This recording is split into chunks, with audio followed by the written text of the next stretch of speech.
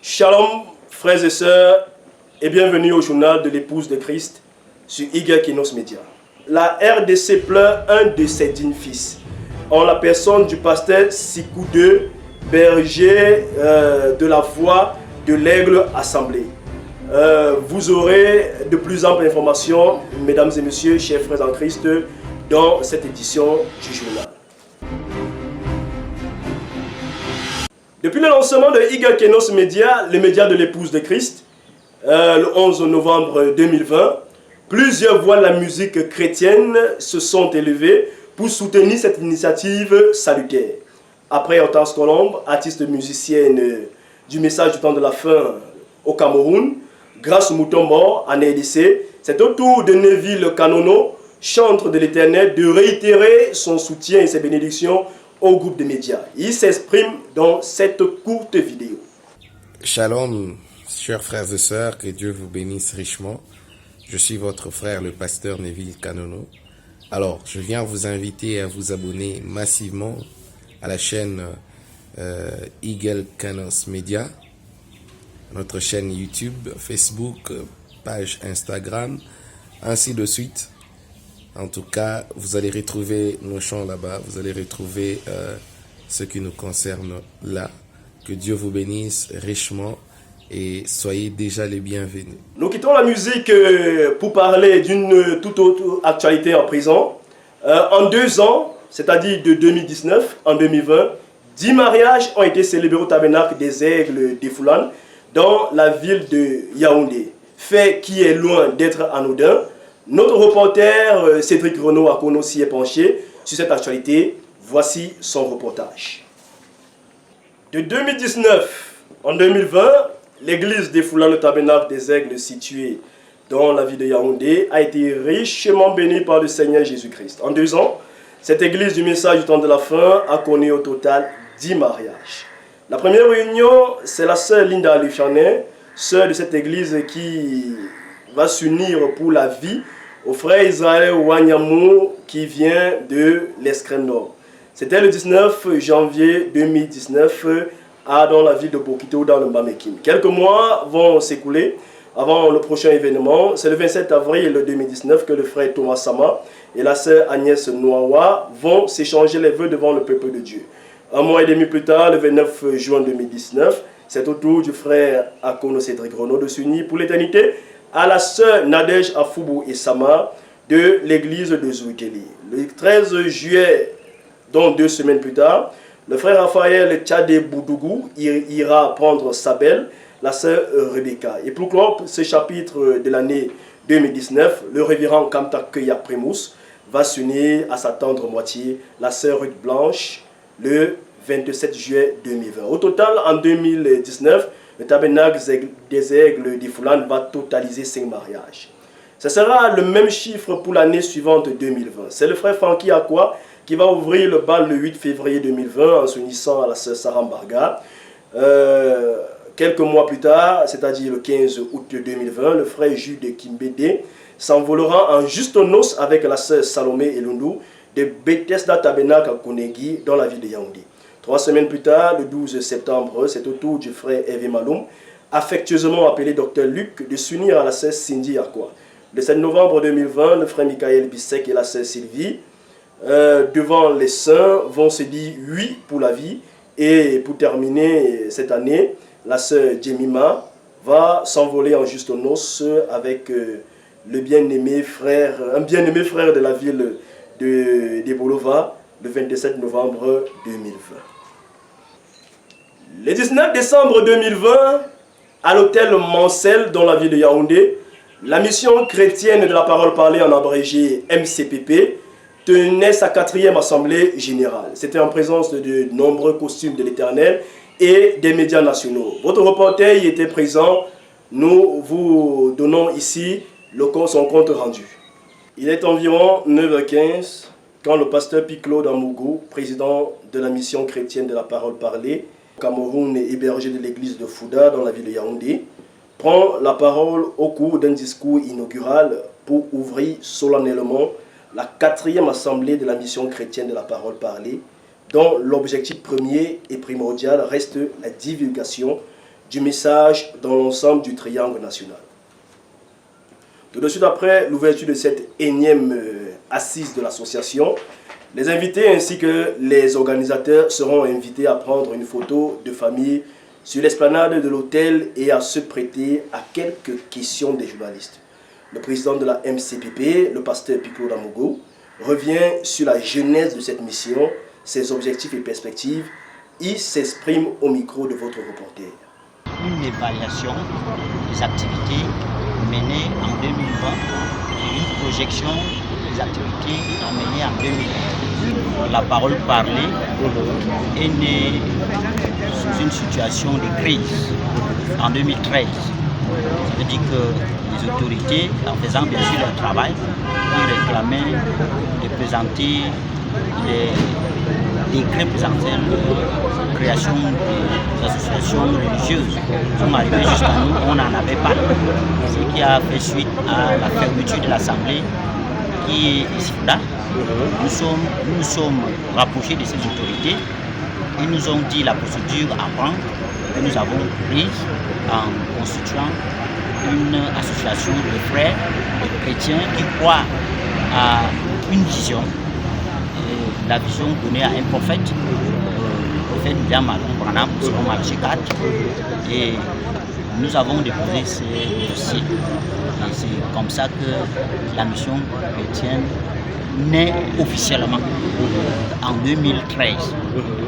Au cours de l'année écoulée, le Seigneur Jésus-Christ a richement béni une église que nous connaissons très bien qui est basée en République démocratique du Congo, plus précisément à Kinshasa, le Baroti Tabernacle. Et nous vous livrons ici le rapport qui nous est parvenu à notre rédaction. 1256 personnes ont été baptisées durant l'année 2020, soit 685 sœurs et 581 frères. 170 mariages ont été célébrés dans cette église. 1220 bébés ont été consacrés. 836 personnes ont été délivrées, tandis que 7 mariages ont été réconciliés et plusieurs résurrections ont été accomplies. Le tabernacle de l'Aigle à Douala du pasteur Jean-Paul Bellet organise le 16 janvier prochain, de 16h à 19h, un séminaire de formation sur les stratégies pour préparer et réussir son année. Il portera principalement sur l'entrepreneuriat et aura comme principal orateur le docteur Ginette Tuayon. Salut, je suis Dr Ginette Tuayon du Tabernacle de l'Aigle et je veux vous inviter à venir assister à la conférence que nous organisons ce samedi 16 janvier à partir de 16h au même Tabernacle de l'Aigle. C'est situé à la nouvelle route Bessengue et nous parlerons au cours de cette rencontre des stratégies gagnantes pour 2021. Comment faire de l'année 2021 une année de meilleurs vœux? Nous sommes souhaités les vœux de bonne santé, de richesse, de santé, de succès au cours de la nuit de l'an. Mais comment se donner les moyens de créer cette année de succès et de bonnes choses? Alors, nous parlerons ce samedi 16 janvier de toutes les techniques, de toutes les méthodes pour réussir son année 2021. J'espère vous voir très nombreux et à bientôt. Nous passons cette fois-ci dans notre très large page de nécrologie pour parler du deuil qui frappe depuis le 27 décembre dernier la grande famille des hommes de Dieu du Cameroun qui a perdu un des leurs en la personne du pasteur Emmanuel Fossing qui est porté disparu le 27 décembre dernier. Il faut dire que le pasteur Emmanuel Fossing était berger d'une église dans la ville de Bafoussam, région de l'Ouest. Toujours en nécrologie, à 18 ans seulement, la sœur Bibanga Semi Agnès Keren, fidèle de l'église de Nkolmitaka Douala, a été ôtée précipitamment de la vie. Et celle qui repose désormais depuis le 24 décembre au cimetière Bois des Singes à Douala a été brutalement arrachée à la vie le 13 décembre 2020. Alors qu'elle n'était âgée que de 18 ans. Il faut dire que notre sœur bien-aimée qui a rejoint de manière subite et prématurée le Seigneur Jésus-Christ, persévérait dans la vie, à l'église de Nkolmita, dans la ville de Douala. Le 25 juin 2020, en plein contexte coronavirus, un éminent homme de Dieu s'en allait rejoindre le Seigneur Jésus-Christ. Le pasteur Mayo Benjamin, ancien du message et pasteur associé et ami de longue date du pasteur révérend Baoya Samuel, s'en est allé.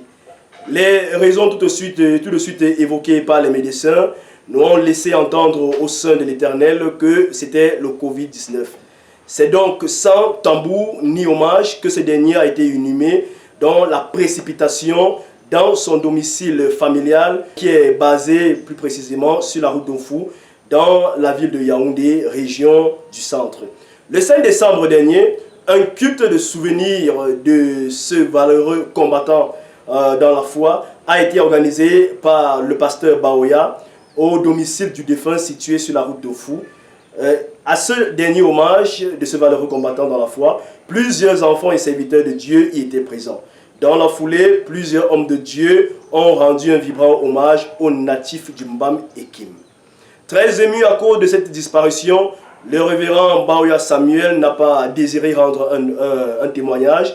Il a préféré essuyer les abondantes larmes du peuple de Dieu en fondant son intervention sur les Saintes Écritures. Nous l'écoutons.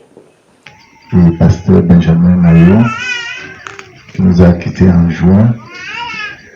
Nous avons gardé le deuil pendant 2 mois. Ça devenait déjà très lourd. Et nous ne voulions pas traverser l'année avec. Et vraiment que Dieu vous bénisse. Je vais simplement lire une écriture qui va nous permettre de reprendre la vie. Parce que, si je peux, je pensais à une écriture ici, dans le livre d'Ecclésiaste, au chapitre 3. Il y a un temps pour tout. Un temps pour toutes choses sous les cieux. Un temps pour naître et un temps pour mourir. Un temps pour planter et un temps pour arracher ce qui a été planté. Un temps pour tuer et un temps pour guérir. Un temps pour abattre et un temps pour bâtir. Un temps pour pleurer et un temps pour rire. Les enfants du défunt, portés par leur frère aîné, le bien-aimé Mayo Prince, dans un message très émouvant, ont dit ce qu'ils retenaient de leur père. Pour finir, ils vont chanter un cantique à l'honneur de leur géniteur. Il faut rappeler que ce cantique sera le dernier cantique qui a été sollicité par le pasteur Mayo Benjamin avant son décès.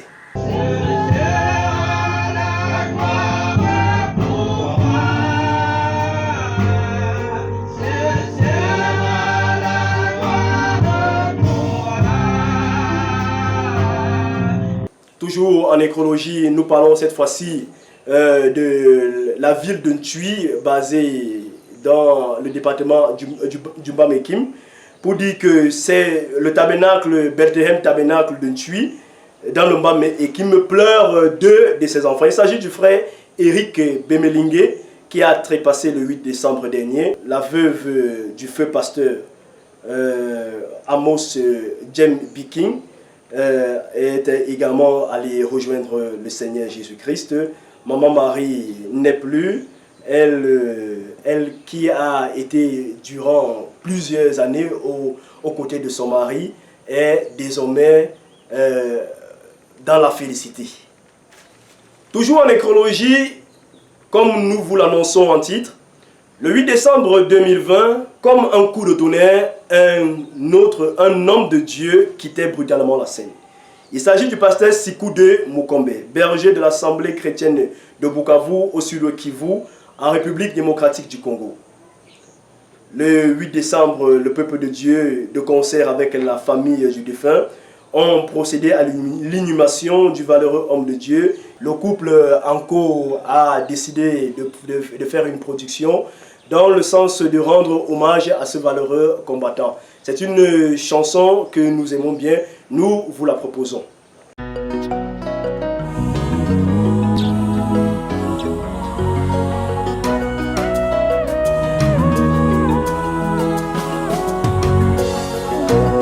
Telle une fleur, tu t'es battu entre les épines et un grand soleil. Tu as combattu le bon combat de la foi pour que le message se répande à l'est du Congo. Tu n'as pas seulement été un pasteur, mais aussi un père pour beaucoup de familles. Un papa pour beaucoup de familles. Repose en paix, repose en paix. Vaillant guerrier, repose en paix. Pour tous ces décès, bien-aimés frères et sœurs, Ige Kenos Media présente à tous les saints du monde entier ses sincères condoléances.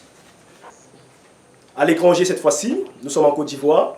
Le peuple de Dieu qui se trouve dans ce pays d'Afrique occidentale sollicite avec l'âme les prières des saints depuis que la situation sécuritaire et politique devient tendue suite aux nombreuses contestations des partis politiques de l'opposition ivoirienne qui voient d'un mauvais œil la énième candidature du chef de l'État Alassane Dramane Ouattara. Faisons cette fois-ci un tour au Rwanda. Il faut dire que malgré la levée des mesures restrictives liées au Covid-19, notamment la fermeture des lieux de culte, il se compte les églises qui se sont à nouveau ouvertes à leurs fidèles. On estime à 30% le nombre de paroisses, chapelles et tabernacles qui ont repris le service. Et ceci se déroule dans la plus grande discrétion, car en cas de dénonciation, le gouvernement qui officiellement a autorisé la réouverture des lieux de culte, officieusement veille à ce que cette mesure ne soit respectée que par les paroisses dénominations dites reconnues. Nous terminons ce journal avec cette note d'information qui nous arrive à l'instant du concert qu'organise en février prochain la sœur Emilienne Akosa. Ça sera dans la ville de Yaoundé. Mesdames et messieurs, si vous avez été à l'écoute de votre journal du mois de décembre, nous vous disons infiniment merci.